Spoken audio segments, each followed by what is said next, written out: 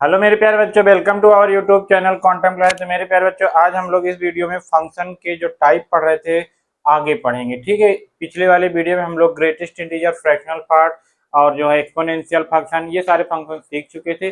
अब इसमें हम लोग पढ़ने वाले हैं लॉगरिथमिक फंक्शन। देखो मेरे प्यारे बच्चों, यहाँ पे क्या है, ये लॉग ए बेस है, ये यक्स जिसका लॉगरिथमिक हमें निकालना है। तो ये जो लॉगरिथमिक फंक्शन है, इसमें जो यक्स होता है ये पॉजिटिव होता है, मतलब जीरो से बड़ा।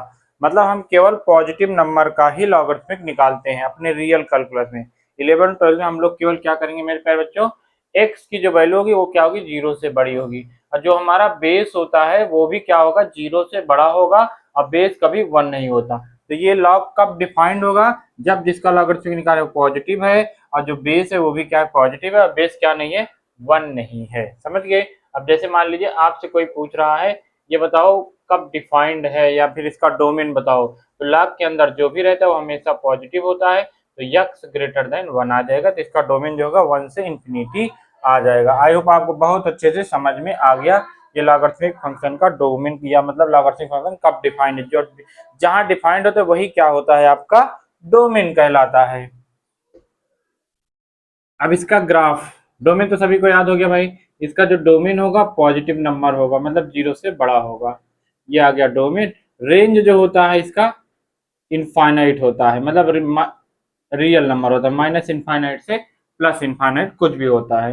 अब इसका जो ग्राफ होता है, इसके दो टाइप के ग्राफ होते हैं। अगर ए जो है वन से बड़ा है, मतलब जब बेस वन से बड़ा होता है, तो इसका ग्राफ इस टाइप से आता है। ये जो पॉइंट होता है 1, 0 होता है। ठीक है, ये ऐसे चला जाएगा निगेटिव एक्स एक्सिस में। यहाँ पे क्या लिख दिया जाए प्यारे बच्चों, एक्स, और यहाँ पे वाई। मान लो बेस वन से कम है, जीरो से बड़ा है, वन से कम। निगेटिव तो बेस होगा नहीं, तो जीरो से बड़ा और वन से छोटा है। तो जो ग्राफ बनता है इस टाइप से बनता है। देखो मेरे प्यारे बच्चों, सर जी बनाओ, ये लो, ऐसे बनेगा। ठीक है, ये पॉइंट भी क्या होगा, 1, 0 होगा। तो ये आपका ग्राफ हो गया लॉगरिथमिक फंक्शन का, और डोमेन हो गया। बेस वन से बड़ा ये ग्राफ, बेस वन से छोटा ये ग्राफ। बहुत इंपॉर्टेंट ग्राफ है, आप जितना सोच रहे हैं उतना ही कम है। ये सब ग्राफ बहुत इंपॉर्टेंट है। ये बेसिक बेसिक ग्राफ के बारे में आइडिया आपका होना चाहिए, मतलब ग्राफ पता हो, डोमेन पता हो, रेंज पता हो, तब तो आपको लगेगा हाँ हमें कुछ थोड़ा बहुत मैथ आती है। और इसमें क्या है कि लॉगरिथमिक फंक्शन के कुछ लॉग के कुछ फार्मूले हैं, वो आप याद कर दो। बहुत इंपॉर्टेंट है, बहुत ज्यादा, जितना सोचो उतना ही कम है। लॉगरिथमिक फंक्शन के जो फार्मूले बहुत इंपॉर्टेंट है। कौन कौन से, जैसे सेम सेम का लॉगरिथमिक निकालते हैं तो वन होगा, मतलब वन यहाँ पे है, वन यहाँ पे है, तो वन, मतलब कि टू और two one, three three one. समझ गए, वन तो बेस होगा नहीं ना, इसलिए मैं थोड़ा रुक गया। रेसिप्रोकल रहेगा तो -1, ये दोनों रेसिप्रोकल हैं तो क्या होगा, -1। अब बेस ये वाला फार्मूला देखो, अगर मान लीजिए m की पावर n है तो पावर आगे आ जाती है, log m इंटू एन या एम एन पी। कई लोग इंटू में है तो log सबको प्लस कर देता है, बस कंडीशन ये है कि बेस सबका सेम रहे। तो ये आपको याद होना चाहिए हाँ, कि अगर इंटू में है तो log क्या करता है, प्लस में कर देता है। पावर है तो पावर को log आगे ला देगा। और डिवाइड में है प्यारे बच्चों, अगर जब ये डिवाइड में है तो ये माइनस में कर देगा। क्या कर देगा, माइनस में कर देगा। ये सब फार्मूले आपको बहुत बेहतरीन तरीके से रटे होने चाहिए। जैसे आपको ए प्लस बी का whole square, A square plus B square plus two A B रटा है, वैसे ये भी log m upon N, log m minus N, log m into N, log m plus log n। कई लोग हैं सब प्लस में हो जाएंगे, फिर उसके बाद पावर आगे आ जाएगी। सेम सेम का वन होगा, रेसिप्रोकल का -1 होगा। वन का लॉगरिथमिक क्या होगा मेरे प्यारे बच्चों, किसी भी बेस पे वन का लॉगरिथमिक हमेशा क्या होता है, जीरो हो जाता है। ठीक है, 1 2 3 4 5 6, ये 7 देखो क्या होगा। 7 क्या होगा कि बेस की भी पावर आप आगे ला सकते हो। बेस की पावर मान लो कुछ है, बी है यहाँ पे, या में तो बेस की पावर आगे आएगी लेकिन अपान में आएगी। बेस की पावर भी आप आगे ला सकते हो लेकिन अपान में।